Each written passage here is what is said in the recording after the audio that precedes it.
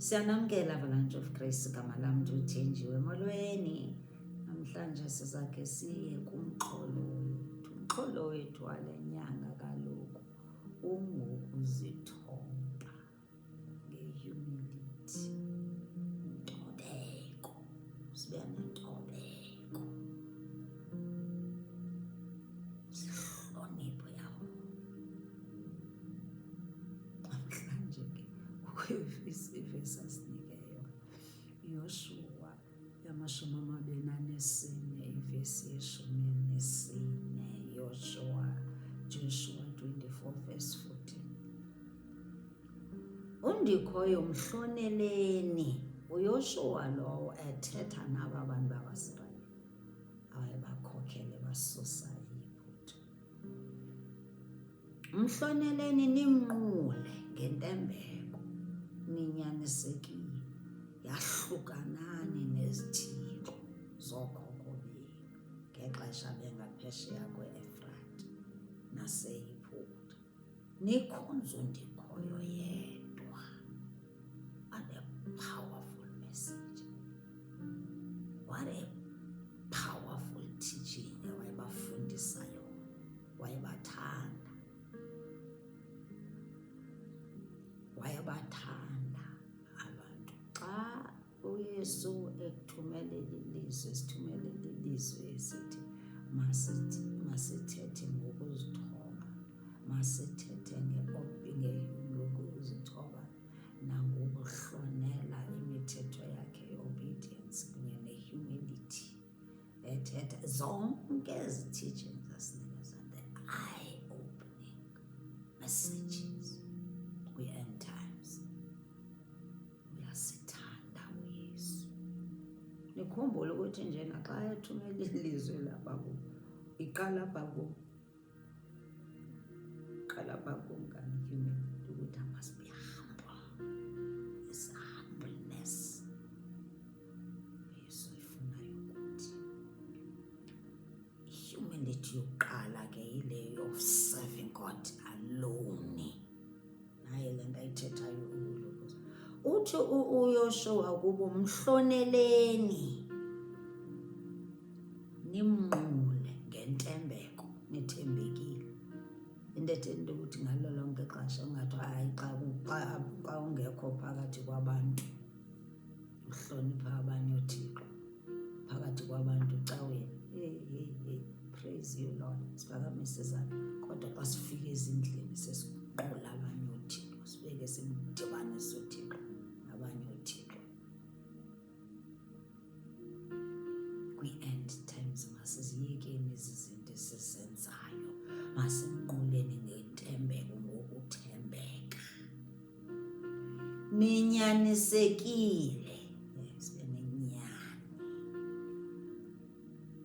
Uthi kubo yahlukanani nezithixo ezazikhonza ngoobawo benu, ookhokho benu. Meseji yethu leyo, ihumility leyo. Ayikho ihumility edlula leyo, eyokuthi masikhonzele uThixo yedwa, siyeke izithixo ezazikhonza ngookhokho bethu. Singabe sithi hayi sezinyanya, sizawusibetha izinyanya. Heyi, izinyanya azikho ngaphezulu kunoThixo, azikho ngaphezulu kunoThixo. Masibuyeleni Afrika, masibuyeleni kuThixo. South Africa, masibuyeleni kuThixo. Elizwe jikelele, globally, masibuyeleni kuThixo. Leli lizwe liza kuthi sonke kwi-end times. Uthi hlukanani nezithixo zokhokho benu ngexesha babephaa ngasentlanjeni ye-Efrati naseyiphutha, iyiphutha. Bathixo baseyiphutha, masukeni kubo. Uthi nikhonze undikhoyo yedwa.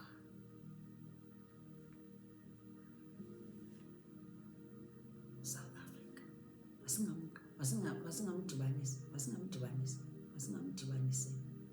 Leyo nto leyo, it's a process. Yesu xa ifikile la light kuwe, or yafika, ngoba i-revelation iyafika, isithilelo uzawutyhilela uYesu ngenye imini. Ukuthi yeka le nto ukhonza abanye namhlanje khonziwe mna ndedwa. Siyamazi is a jealous God. Kungathi ezi zinto zobugqirha ndizazithini, zikhulule phaa esigangeni, uzitshisele phaa ngokwakho. Awuyenza loo nto lungabusithi ayazi benza uthini, uziya phaa uzitshise, kuthiwa ugqiba ungena endlini yakho utshayele beklini endlu yakho. Usayenza leyo ungekaguqa nokuguqa, uthi Yesu ndixolele, ndiyaguqa uba ndonile. Iingilosi zabe sezithunyelwe uYesu to protect you weak kwi-end times. Unganyamezeli into oyibonayo ukuthi ayinyamezeleki. Mhlawumbi ibona yabasiza, kodwa wena xa ingakusiza ungayinyamezeli.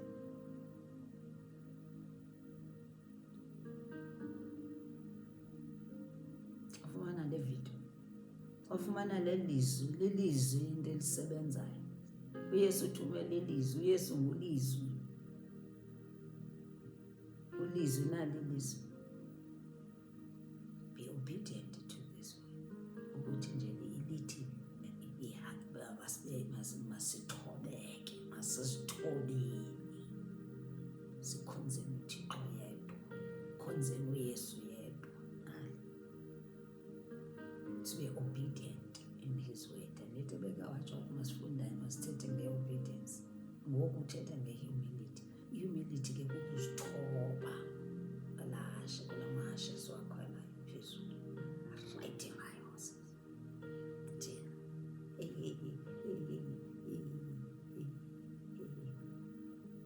Izawuwisa ke ihashe olikhwelayo xa unganako uYesu empilweni yakho. Sikhuselekile uYesu.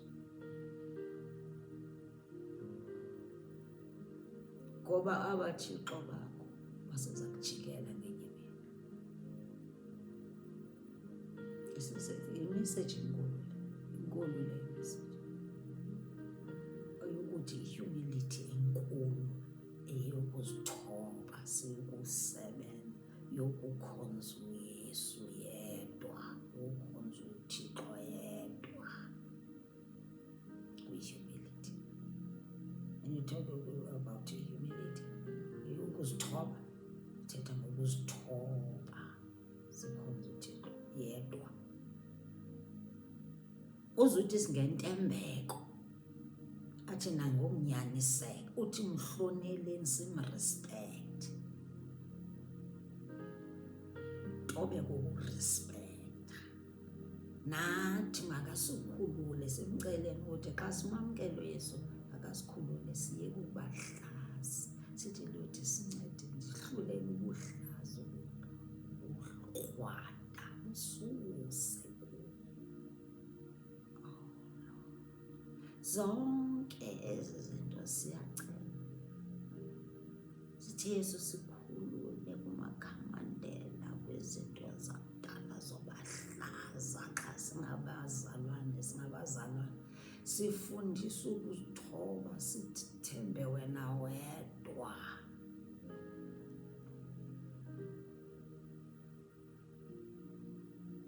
Sibe nerespect yakhe yedwa. Ayo respect kaloku xa simdibanisa nabanye uThixo.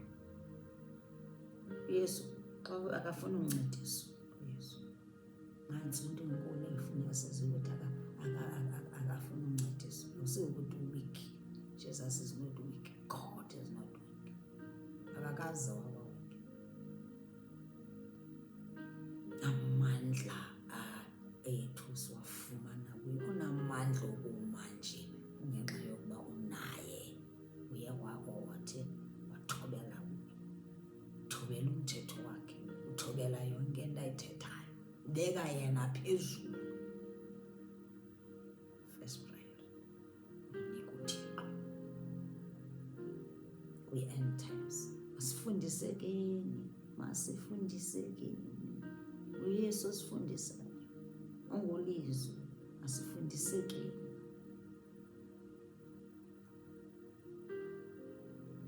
Siyekuba proud, siyekuba sibe seziphakamisa ukuthi sijonge ukuthi ngubani na othetha nge-humility. uYesu uyawuthi umefika ngenye imini athi hayi wena usaxakene ne-humility, ndawukhona kungivela itest, ikuhlule itest. Athi hayi utheni uyifela la test, mna ndandithumele uThenji ukuthi makathi mthethani nge-humility, khuthazanani nge-humility.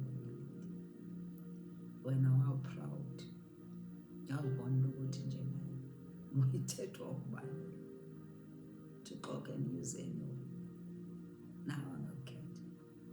Wamkele futhi, siyamkela uYesu, nceda wamkela uYesu.